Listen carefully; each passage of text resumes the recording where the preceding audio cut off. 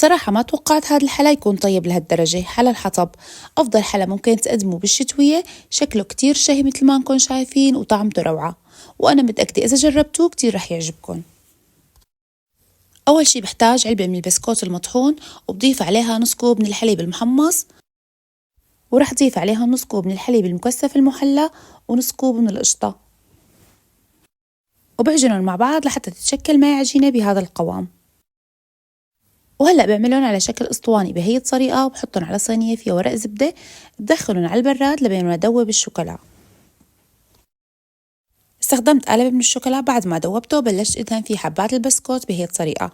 استخدمت الفرشاية لحتى تعطيني هذا الشكل الحلو، وإذا ما متوفرة عندكم فيكم تستخدموا الشوكة. وبعدين قلبتهم للجهة الثانية وكمان دهنتهم بنفس الطريقة. دخلتهم على البراد لمدة نص ساعة، وبعدين قطعتهم بشكل مايل بهي الطريقة.